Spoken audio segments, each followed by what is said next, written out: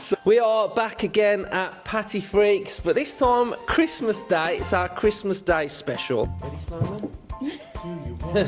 snowman? Does anybody know one position that they feel like we're really desperately crying out for? Defensively, right-hand side, defensive, attacking position that we may need to strengthen? Well, to be honest, that first Champions League night, Bayern Munich, you couldn't have scripted that any better, could you? Bayern Munich, everyone's laughing at me because I've got this hat on. Yeah. Bayern Munich at home, the whole thing, the whole night was just absolutely unbelievable. Your job is to pick the transfer fee. Was it higher or lower? This is before the world knew that he was going to be on the bench or out of the squad for Exma, so I think Brutal from Gavin. I know. It is Christmas Day, you know. Christmas spirit go.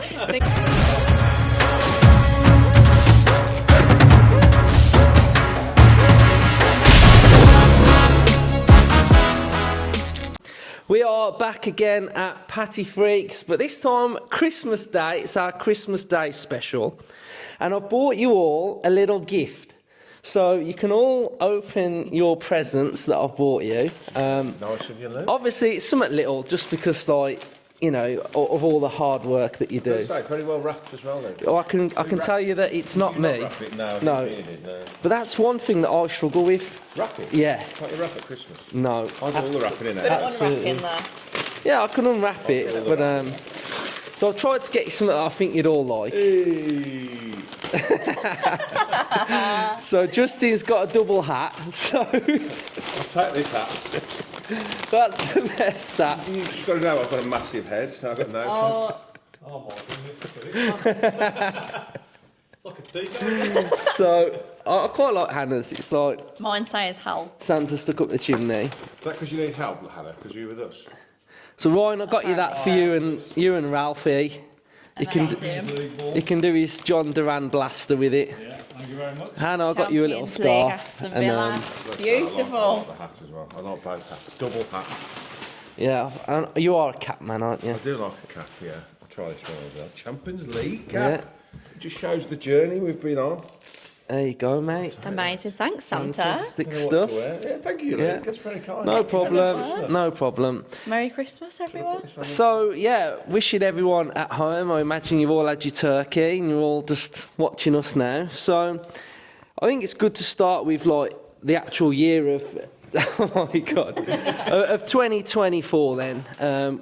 We have had a really good year as a football club. So, just so you can kick us off then, what's your fondest memory of 2024? I think, obviously, running on from qualifying for the Champions League, that was an amazing run from the start of this year through till the end of last season. And then to qualify and know what was coming, that was just phenomenal, wasn't it? But I've got to say, the draw was an amazing thing to sit and watch, thinking we are in part of this draw. But for me, there was that first Champions League. I'll be surprised if anyone says anything different, to be honest. That first Champions League night, Bayern Munich, you couldn't have scripted that any better, could you? Bayern Munich, everyone's laughing at me because I've got this hat on. Yeah. Bayern Munich at home, the whole thing, the whole night was just absolutely unbelievable. The lads coming out, that music that everybody's waiting for, we've got used to it a little bit now, and it just gets screamed out by the lads and the fans and everything. Yeah, just a monumental achievement to get to that point, to qualify, and now to be living that dream of watching Villa in the Champions League is just brilliant and something I'll remember forever. Yeah, I'll we do it again. Yeah. It doesn't matter. We've done it and it's been brilliant. Yeah, it took a long time for us to get where we are. It was over 40 years, wasn't it? And I think at the start of the year, you know, it was sort of, we had the anticipation of wanting to sort of get there, and at times there was a bit of a struggle, and we was able to do that. To actually get into the Champions League and to now live it, you know, we've got 2 games left next year to hopefully get into the top 8. I think the actual achievement of doing it was, like you said, monumental for the football club. But like you say, that first game against Bayern Munich, it was something that you'll remember forever. To even beat them, to even to even compete with them was absolutely amazing. And I think it shows the capability of what this squad can do, because I think at times this season we probably have been a bit off it and we've not done as well as what we'd have hoped. But when you look at the Champions League and beating them, what a memory that is. But to also sort of back it up and not just have a flash in the pan of, oh, you've beat them and now you're just going to just whimper through the Champions League. Or even the Juventus game, I thought was, a performance. And I think personally for me, as a fan that's never witnessed us at this level, I want it more and more now. I've sort of got that feeling for it that hopefully in my lifetime we're able to keep achieving it. But Ryan, what would you say is your sort of standout moment of 2024? Obviously, what you guys have touched on with the Champions League. So let's rewind it back a bit earlier in the year. I'd probably say I started to believe that we were going to do it, make the Champions League. I think Arsenal away. I think that game was the sealer for me. I thought, no way we mess it up now. That is the game. It was sandwiched in between that double-legger with Lille. So that, we was in the quarterfinals then, wasn't it, Lille? So I think that was it, and just the way we did it, the way we performed. Arsenal were going for the title, sort of killed their title hopes, didn't it? And just the footage of the whole game, like Watkins' goal where he dinked it over the keeper, Bailey's goal where it went in at the back post, and the way the cameras panned and you seen all the limbs in the away end. It was just an incredible game, that one, and I think that's one of my favourite games of the year, 2024. Yeah, that was one of those Villa moments that, sometimes when you look back, I always think Everton away, when we beat Everton away all them years ago, and that goal just gets replayed and replayed. I feel like that Arsenal game was probably one of those where in 20 years' time, that's going to be like one of those sort of highlight reels, really. Hannah, what would you say is your favourite moment? Well, I think you've all sort of pipped me to my favourite moments. I would have definitely said the Bayern game for obvious reasons. Again, being a fan that hasn't experienced European football beyond the Conference League in my lifetime, I think it was a special night, and to experience that with sort of 40,000 other people that were having the same emotions was really special. I really felt privileged to even be able to go to that game. So that was special. And then I was going to say, one of those games that really sticks out was the Arsenal away at the end of last season, where, again, stopping their sort of title push, but it was that moment of, I seem to remember us saying, it feels like people are now noticing Villa and acknowledging the journey that we've really come on, and having Emery in that discussion of being a really elite manager, because at that point, obviously, Arsenal were brilliant and not conceding many goals, and at the Emirates as well. To get those 3 points, I remember being a massive moment. Since you've all covered all those, I remember the really fond evening where I think we were all probably at home or doing whatever, and the players were all at their end of season dinner and party. And it was the night that we found out that we'd qualified. I can't for the life of me remember what result had gone our way that meant we were going to qualify. I feel like it was something to do with Spurs, wasn't it? Was it something to do with Tottenham? It might have been Spurs, yeah. But anyway, whatever. But that was happened, that horrible game where Spurs had turned into prime Barcelona, and you couldn't look like you'd rely on Manchester City, which now kind of looks like was that the start of their sort of dip and downfall. But yeah, that was horrible watching that, because the day before we'd come back against Liverpool. If we'd have beat Liverpool, we'd have done it. Yeah. And we didn't get to sort of celebrate with Typical Emery and the Villa, players. We didn't do it the easy way. No, but then I remember that game as well. Duran turned into a madman and just shinned Summer and buried Summer, and the carnage started, really. So yeah, I think probably the worst thing for me this year was that we didn't get to celebrate getting Champions League. We had to we never got to embrace the fans, did we really? Obviously, away at Crystal Palace they did, but as a home, it'd have been amazing to see all the players walk round, and I think that would have been really special. But I guess we get to live the Champions League with the players anyway. Yeah, I just remember like sitting at home and watching all the stuff like come through on social media, like all the pictures of Unai celebrating, because you never see him that high, do you? Or even the players, you don't ever see him that high, even before or after a win. So I think that was one of those moments that I just remember. I was like spending hours just watching every angle of every clip of every reaction and thinking, as if this is happening to us. It was just one of those crazy nights. But like you say, it would have been a nicer occasion if we could have actually been in the stadium. And who knows what 2025 is now going to hold with Villa in the Champions League. And I imagine, we're recording this before the Man City game, so there's a couple of games before this year that we obviously don't know what the results are going to be. But going into 2025, I imagine there's still a lot to play for. We can go deep in the Champions League. I know Justin's got his fingers and toes and probably asked Father Christmas that we can win the FA Cup. But I don't know whether we can do that, Justin. But there's a lot to play for still. And I imagine if we go on a bit more of a run, then we can achieve something good again this season. But what are you hoping for 2025 then? Yeah, FA Cup win. That's what I'm hoping for. No. I'd love to win the FA Cup, but I've always wanted to win the FA Cup since I was a kid. Nothing's changed now. And I think we've put ourselves in a fantastic position in the Champions League with 2 games to go. I think probably realistically 1 win out of the last 2 puts us in the top 8, which means we bypass that 2-legged game. It could be a bit awkward. Straight into the round of 16, which is unbelievable. 1 round away from quarterfinals, which we've never failed to get to. That's a good quote. But yeah, I just want a bit more consistency in the league. I think Christmas time is a good time to look back and to look at what we've had in the past and reminisce about things. And we've got to be really grateful. I so much think we've got to be grateful where we are, what we've got at Villa now. I've spent all my life, majority of my life, following Villa, mid-table to lower, the odd, decent win, cup finish in the league, and the odd cup win a long time ago in the 90s. But seeing what we're seeing now, I am just incredibly grateful of our manager. Yes, it's been an up and down season, but we know it's not. We're not the finished article. We know we've probably a couple of 3 transfer windows away from really starting to really see the best of this squad and the future. But yeah, stabilising the league, keep kicking on. We're in a decent position in the league. The league is absolutely ridiculous this season. Everyone's beating everyone, so that's going in our favour because we've had a little bit of a drop-off. But yeah, we're still really, really well placed. And if we can navigate sort of January time, which is difficult, through to Easter, still be in the same position, we've got a great chance to qualify for Europe next season again.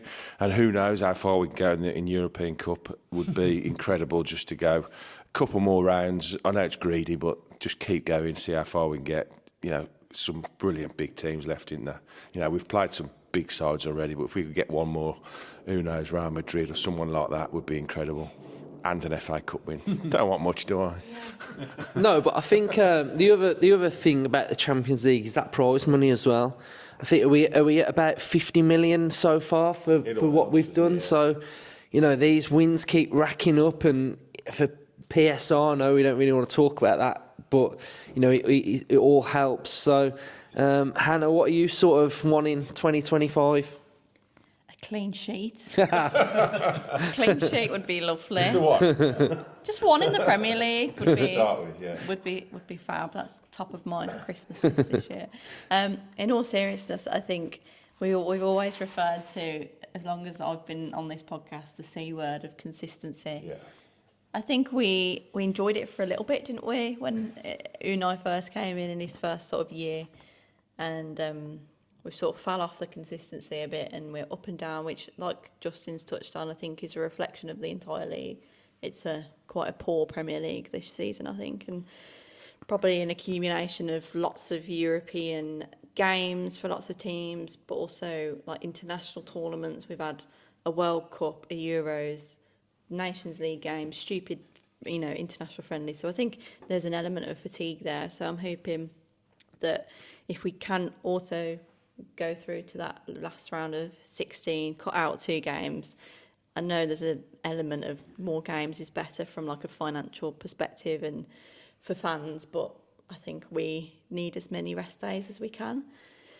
And if we get to the end of January, I'd like to think that we're going to be in and around that sort of 6th sixth position, and I really think then we can kick on. It's really hard to predict what's going to happen, isn't it, for the rest of the season? And I almost don't really want to think too far ahead, because at the moment I think we're just so sort of hyper focused on winning the next game. I feel like when things are going really well, you sort of look 3 months ahead and you think, right, by this point we're going to be third and we're going to be this far along. But when things are a little bit tougher and you're kind of battling through certain games, I think at the moment it's like sort of hyper fixated on City, Newcastle, Brighton. Get to the end of the year, let's see where we are. And we've always said, I think last time we filmed one of these, it was by the end of the year you get a good indication of whereabouts you're going to be. So in 2025, I think if we can qualify for Europe again, that would be amazing. I am also on Justin's side here. I am firmly rallying for a cup run.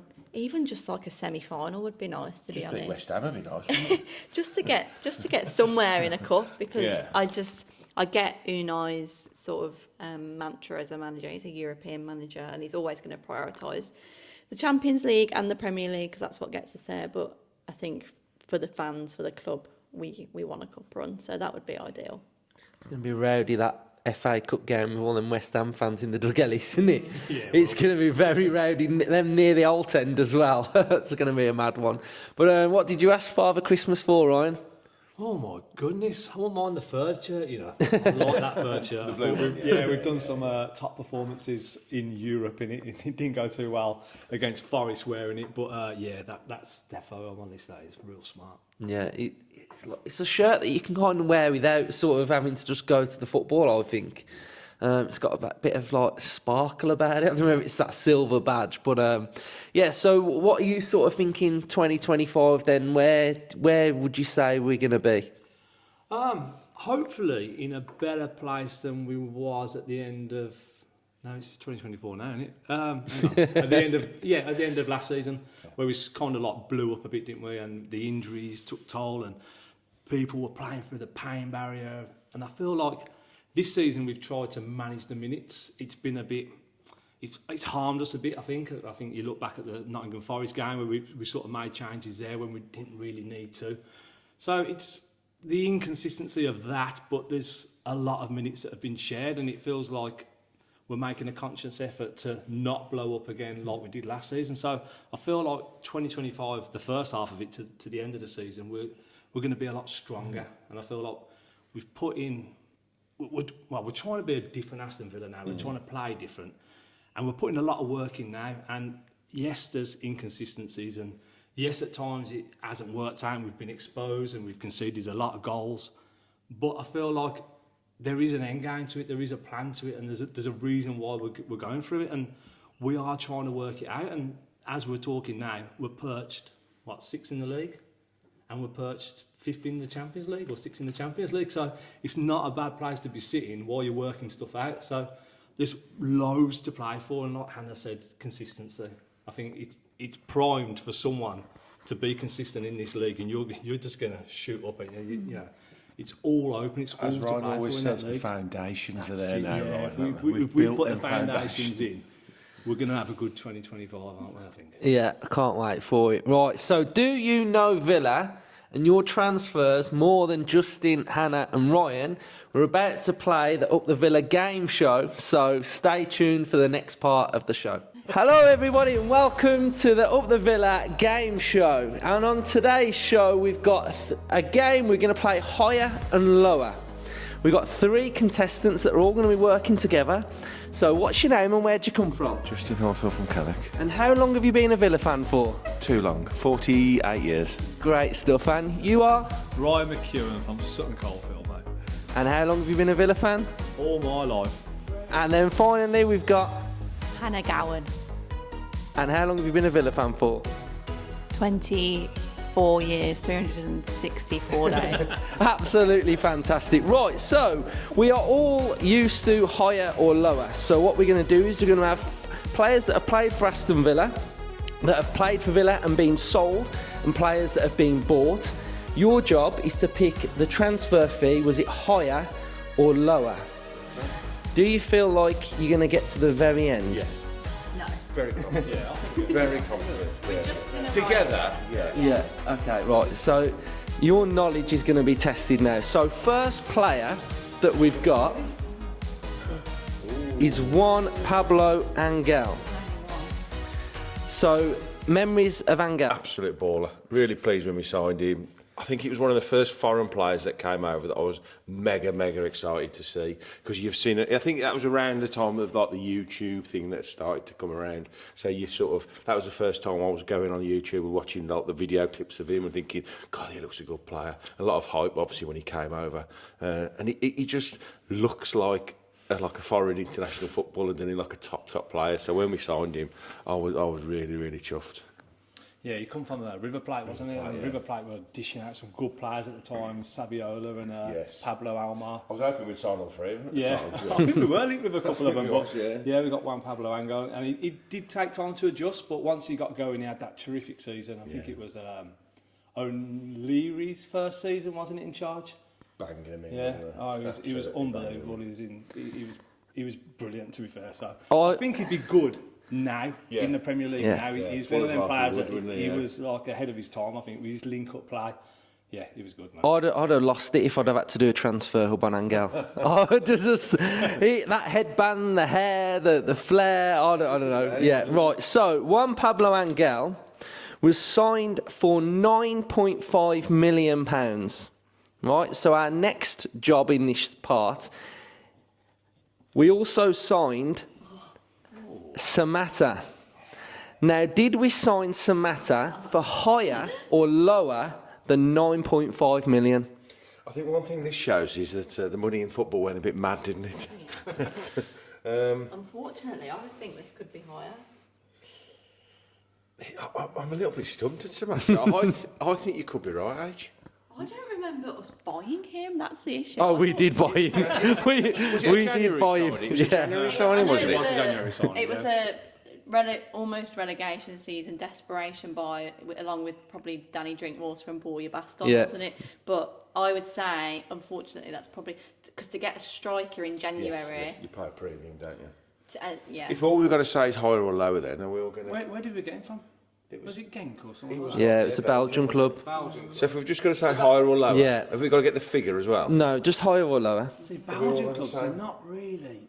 They don't draw that much transfer fees. Initially, my first thought was around the 7 mil mark. That was my first. Oh, I've got 10 in my head. I've got like 10 to 12. Ooh, 12.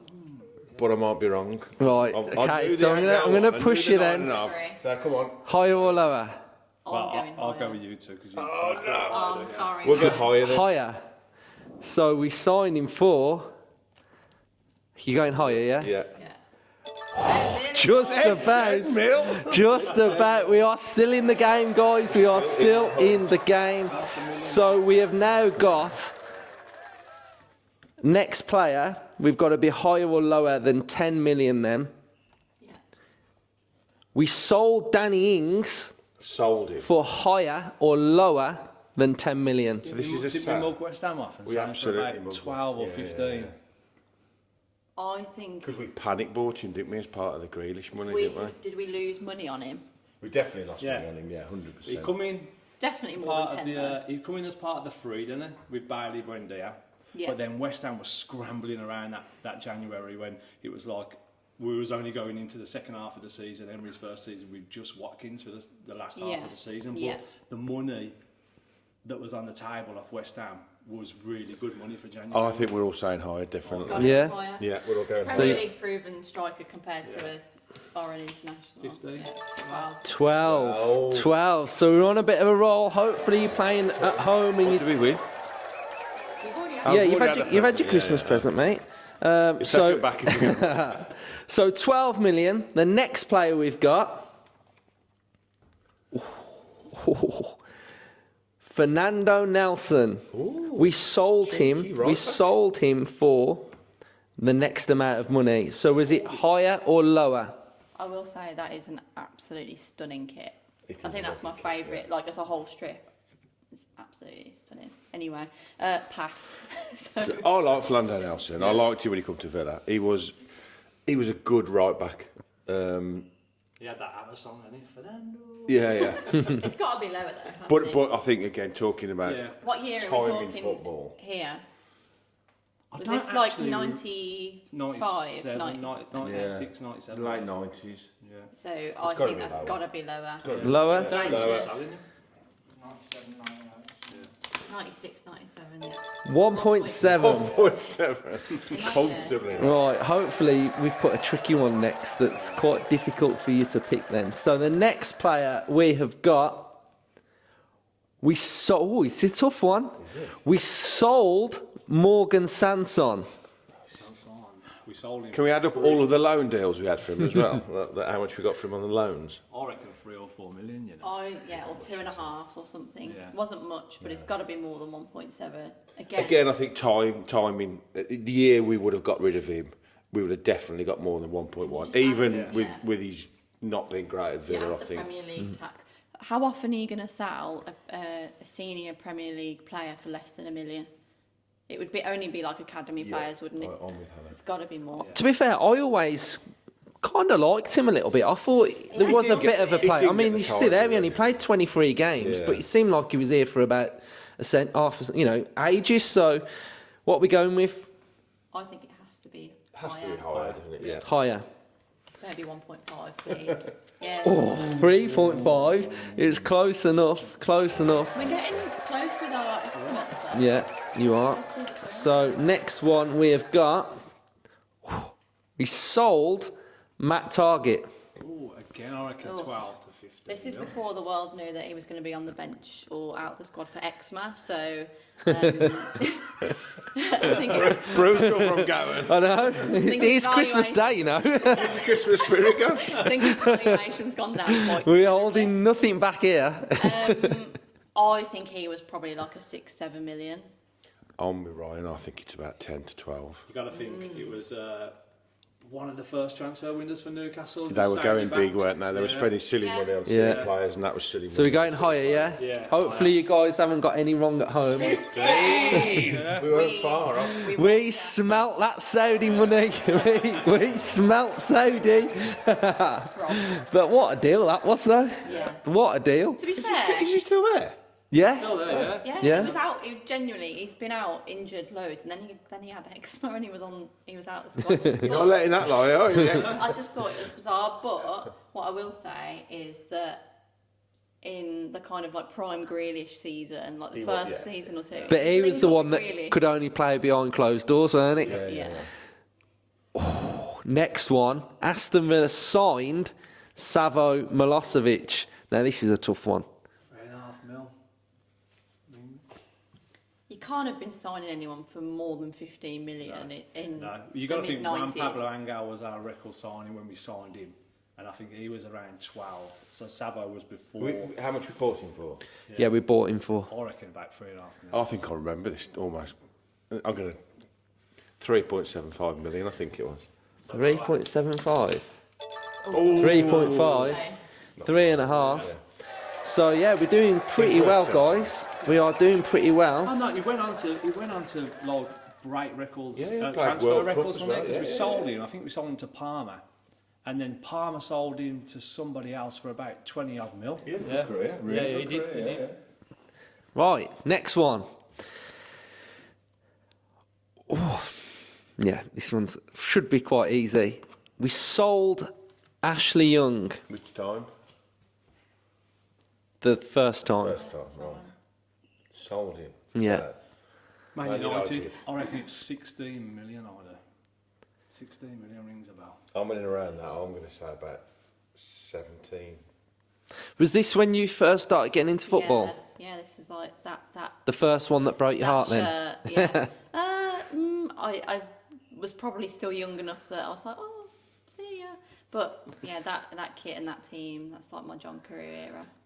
That was one of the most brutal dismantling of a team ever, wasn't it? It was, yeah. Milner, Barry, Young, Yeah. Downing. The whole team. Ripped the whole team apart, didn't they? Yeah. It's a very romantic period to look back on. I'm- It's got to be higher yeah, though. with Ryan, 15 to 17. Yeah, right, let's have a look then. I think it was it 15? 17. 17. Right, so you're doing well. I think we've only got a few more to go, so Ashley Young. This is the hardest one, and I think You think that you calling him we're going to get it right? I'm calling you might get this wrong. Ooh, is this a buy or sell? We signed John Duran. I think, did we not pay like 19.5 million for him? Or have I literally pulled that out of thin air? I think this figure is very, very close. Again, was he not a January? Did Yeah. we not get him in January? It was from America, wasn't it? Yeah, Chicago Fire. Yes, Chicago Fire. They don't normally go for mega money, do they? Well, historically, not for mega money. It is definitely in and around I that think they've been stitched 17. up because it was an undisclosed fee. So Luke's just going to make it up, isn't he? Rigged. So it's what it was reported to have been. Yeah. Yeah. My initial thoughts is around the 15 mark. I so it's was very around close to this 15. 17. I was around 15. 15, yeah, 15 and a half. But it's either going to be, this is going to sound daft, it's just over or Yeah. just under that. Yeah. That's why this is a I tough one. feel like it was close to 19, but I. We will need go this. lower We with need you. this because otherwise we've got everyone right. Yeah. What are we going Well, to it's say? either you two are going to be right or I'm going to Yeah. be right, and whoever's right will get to do the last. I'm Yeah. feeling like I want to back Hannah. Yeah. No. I mean, I don't really know the answer, but I know it's close. I'm feeling like now. I'm looking into Hannah's eyes. I'm feeling like she knows. She's got. Yeah. But I It, don't she's want got the it there. responsibility if this is Right. wrong. Right, I'm happy if to I go had to higher. guess, I'm What are you going saying? 18. We're going higher. We'll go higher. We'll go Higher. Backers. Oh, God, well, 18 guys, they got it right. 18. That's a tough one to get. That was good. That's a tough one to Clean get. sheet. This is This is for it. full house. So the final one, super easy. We sold Jack Grealish Ooh, hold on a minute. for higher or lower than 18. Yeah, it's like a slam dunk, isn't it? He sold his soul and we got 100 mil. Are Rebuild we, the team. are we ever Rebuild going the to team. sell a player for more than that? Surely at some point in the future. Well, I genuinely think if he keeps scoring, At we 21, will- if he has another 2 seasons like he's Yeah. now, he goes for more than 100 mil. I don't if think we we'll sell keep it. him that long. I think he'll What do you think his value is right now then? Duran. Yeah. 80. Yeah, I If he think was on the 80. open market now, he's just signed a new deal. That's Yeah. as well. So open market, 5-year deal, probably the hottest striker in the world currently. Everybody's talking about him. If Villa said in the summer, right, we've got to sell you, I wouldn't take less than 80 million for him. No, same. Because you've got to think about like some of the crazy fees that people have sold players for. Yeah. Like think. I mean, Kai Havertz went to Arsenal for what, 65? I'd probably want close to this, if I'm brutally Yeah. honest. Anthony to Man United. Yeah. Oh God. Actually, off that, you're 200 million for Duran. But yeah, because you know, with these type of players, we know that the goals are there. Everybody can see the goals. For his age, you're buying the age as well, aren't But you? also, you got to think it's unusual for a sort of an attacking midfielder to go for that kind of money, I think. But you're paying a premium for a striker. You're paying for the goals, aren't you? Yeah. So, like I say, in Europe currently, if he was up for sale, he probably is close to Jack money. Yeah. And that 18 million that we pay for him looks an absolute Deal. Up the Villa. Right, so that's the game show done and dusted. Hopefully you've all enjoyed it, played along at home. Let us know how far you got. Were you able to beat these 3 Villa fans right here? So well done to you all. You'd smashed it. So obviously the game has brought some transfers in and out. We'll have a little brief chat now then, just to round up about January and what's to come. Does anybody know one position that they feel like we're really desperately crying out for? Defensively, right hand side, defensive attacking position that we may need to strengthen? Paul McGrath, can he come out of retirement? no, joking apart, you know, let's not going to go into specifics, but I think this is a big window for us. It's very difficult, as we've said. We've seen in that thing we just did, you know, the likes of Samatta. It's very, very hard to buy players in the January window. So I don't see a lot of movement like we've seen over the last couple of years, but I do think there will be 1 or 2 things they will try and do. You know, the right back position was heavily linked in the summer with one or two players, which didn't happen. Could they revisit that? This shift to sort of how we play now with sort of Cash in a sort of wing-backy role with Luca Dean, could they find somebody else to help with that position? I do think that other players, possibly like Zelkovic, could go out on loan as well. And it'd be interesting to see what we do with some of our loan players as well. Like Louis Barry, who's absolutely smashing it at Stockport. Do we bring him back and take him to a championship club? Do we bring him back and keep him at Villa? I don't know. But I do think this is a really, really important window because we need a little bit of momentum going into the second half of the season. And this is your opportunity now to freshen up the squad a little bit and give us a little bit of help, you know, players and positions that maybe we're struggling in. But it's you know, it's a very, very difficult place and time to buy people. But I do see a couple coming in, if I'm honest. Maybe one loan, one permanent, and maybe a couple going out. Yeah, I think we showed last year the value of going into the Championship and signing Morgan Rogers. You know, you look at Morgan Rogers this year. Pick up a little gem, I mean, he was playing for Middlesbrough in January and he's finished the year playing in the Champions League. What a journey that is. So we don't necessarily have to go out and spend 30, 40, 50 million pounds. That there's value there with a 12 or a 10 with great coaching. So I think that's important. I think for me personally, it's important that, yes, the bigger picture is that we can sign young players and we've seen it throughout the recruitment policy that we've got. But I do really think now is the time to sign a player for right now. You know, I think with money sort of being that little bit tighter with PSR, etc., I think I want to see whoever we sign in Jan that comes in and he's ready to play. Yeah. I think it's what the squad needs. I think sometimes when you look at transfers and, you know, there's that sort of, you know, you'll hear it in the media and etc. And it'll be like, you know, the squad needs a boost. It needs a lift. It kind of needs someone that the players look at and think, God, you're worthy to play games. Do you think, just quickly, do you think we could maybe see a deal done like a swap deal for maybe a Buendia, who hasn't had many minutes, who is, you know, a very good footballer, but it doesn't look like he's going to fit or play much in our squad and our system. And there is still some value with him in his age. He's not that old, and he's a very good footballer. So could we see maybe a deal being done with him going somewhere and bringing someone in as a, like you say, high-end championship club? He would absolutely smash it in the championship. So a team or players that do really, really, really well in like a lower division or even abroad, you know, could we see a bit of movement there, do you think? Yeah, I think we've shown that we can adapt and work within a market. I think that's what we've shown that we can do. So I think that's what we'll do. But I just hope that I think it's pretty obvious that I think Unai and Monchi will look at the squad and how we've done so far this season, and I think they'll look at the area that I think they really need to strengthen. And I think Emery will think this is what I'm crying out for. So, Ryan, what are your thoughts sort of on the window? Come January, I don't really have any expectations of what we're going to do. I think like the last 2 or 3, I've always expected us to dip in the market, and we haven't. I think we're very calm in January time. We are obviously going to have profiles of players that we monitor all year round, and if Emery feels like he needs one or there's an opportunity to get one of these players, obviously the market value is higher in January, and with PSR, I don't feel like, unless the deal is right and it's good for us, we're not going to waste money. We can't waste money. No. You know, we could probably afford most players in the world, you know, within reason, but we can't physically go and spend the money because of PSR.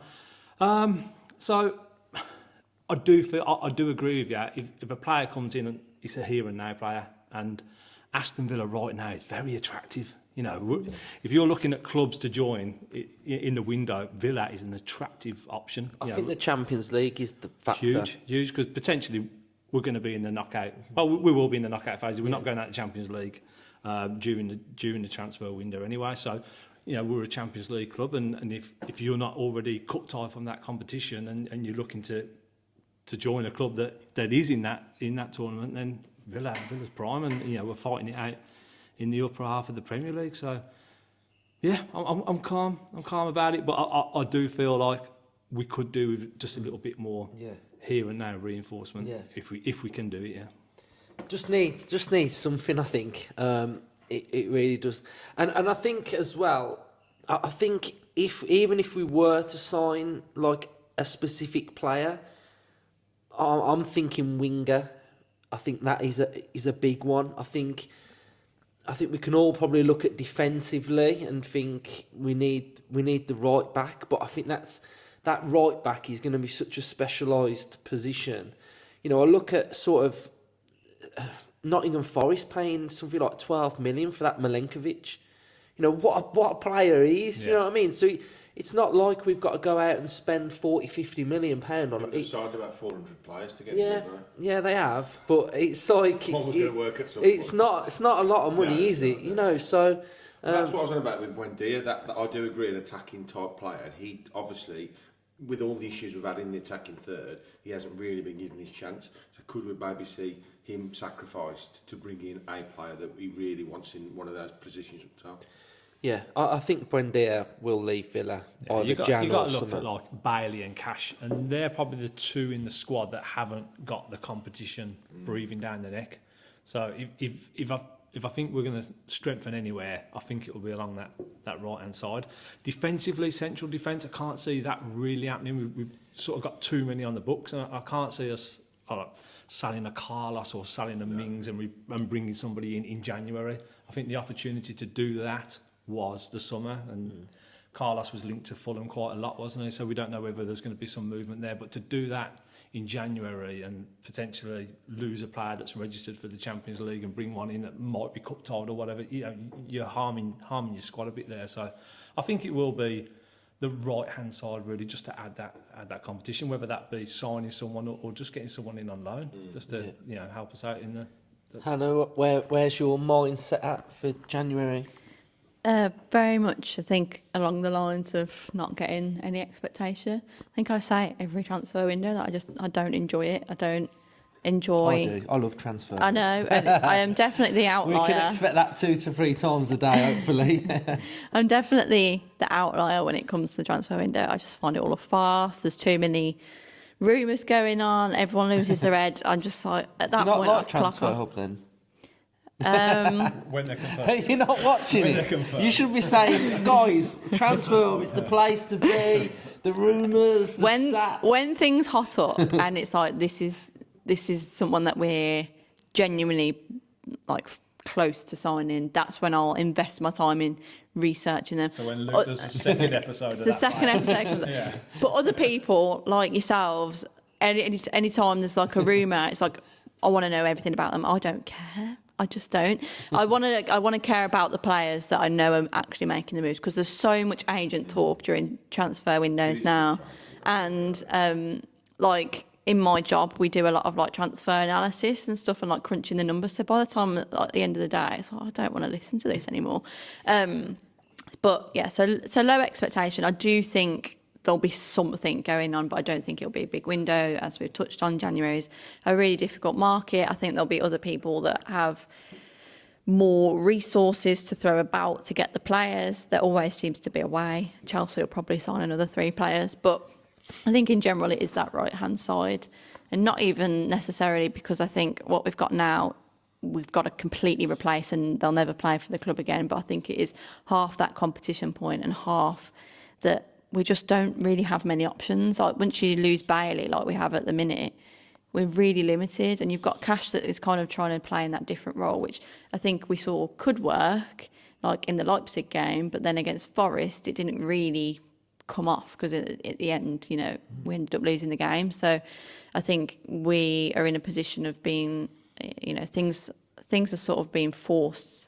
Things are forced in Emery's hand to an extent because we just don't quite have the players or the choice. But yeah, it's a really difficult one to predict, and I also wouldn't be averse to, you know, taking a punt on someone from the Championship. But the position we are now, you were totally right that we can't gamble money, because not only do we need it, from a league and a Champions League perspective in terms of we've got to start performing consistently, but also the money. You know, we can't you know, spend 15 million and then they come to nothing because that 15 million is so crucial now. It's really fine margins, and I think we're going to have to be really shrewd in our business. Yeah, so that's pretty much it from us then on Christmas Day. I mean, I just want to say personally, like, thanks for everyone that's watched us this year. We've had the best year as a channel. The views are better than last year and the year before that. The subscribers, everything's gone up, and that's down to you guys at home enjoying the content.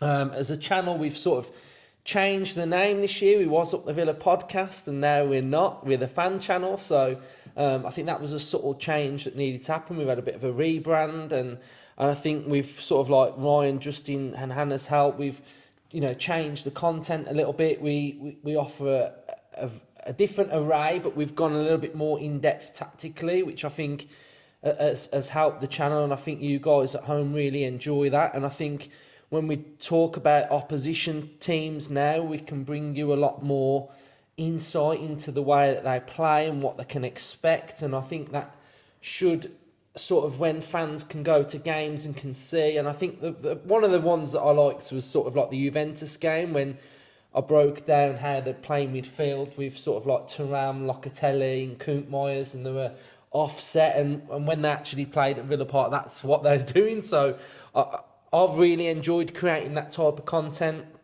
and hopefully you have all enjoyed it. And the fan cams have been great, and I think this year, as creating the content for you, we've actually achieved something on the pitch as well, which has made it a lot easier for us to talk about, and the journey's been really good. And everybody loves the Champions League ones when we talk about opposition fans, the journalists we've had on. So I think this year has been really good for us, and obviously thanks to Ryan, Hannah and Justin for taking their time out each week to talk about Villa. And yeah, it's just really good to, obviously when Villa are doing well, to sort of enjoy it with you guys, really, because when we first started it, we were pretty crap, and now we're actually quite good. So it's helped quite a lot. So cheers to that. Yeah, I mean, it does help, doesn't it? But yeah, I don't know if anyone else wants to. I'll just say quickly, nobody knows the effort and the time it takes to go into these things, and I don't think any of us realised that when we first